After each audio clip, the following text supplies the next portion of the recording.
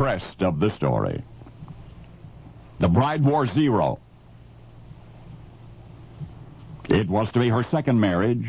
I believe it was his first. I don't know whose idea it was to hold the ceremony in the old field mansion. Of course, the sort of ceremony they were planning simply could not have been held in a church. The minister they chose to officiate had quite a reputation. Of all of the clergymen in the state, he was said to have the best sense of humor, and he would need every bit of it that wedding day, February 22. Most of the guests arrived at the big old house in the country, the groom's family and friends lining one side of the grand entrance hall. The bride's family and friends gathered at the other side. The two camps eyed each other suspiciously. The groom's family did most of the glaring. You see, the bride's first husband had been dead only a few months. There might have been some muttering about these modern marriages, but all conversation ceased as the ceremony began. Now, your mental picture is essential to your understanding of this story. The minister, the Reverend Taylor, is standing beside the hallway closet, and it appeared that he intended to stay there. Incidentally, there was a diamond-shaped hole cut in the closet door.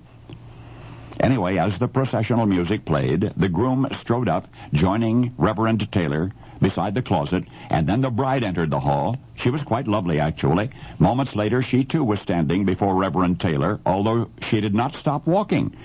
With the groom holding the closet door open, she, the bride, stepped inside the closet.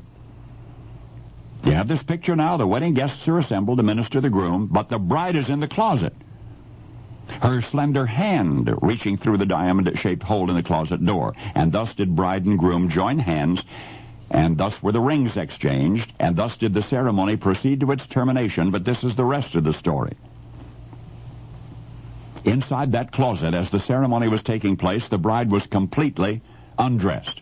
I mean nude, naked, a cappella, no clothing whatsoever. Not as much as a slipper or a sash or a veil. The bride wore 0. Another woman had been waiting inside the closet to help the bride undress and dress again at the end of the ceremony.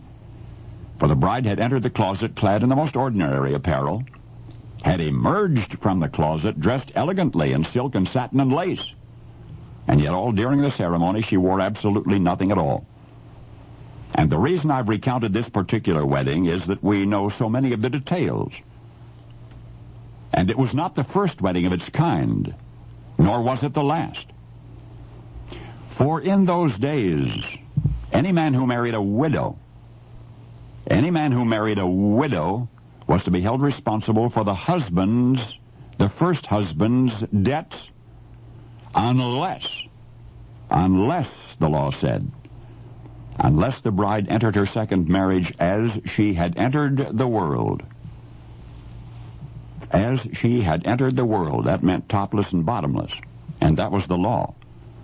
And you have just re-witnessed the observance by groom Major Moses Joy and his bride Hannah Ward at the old field mansion in Newfane, Vermont, February 22, 1789. And now you know the rest of the story.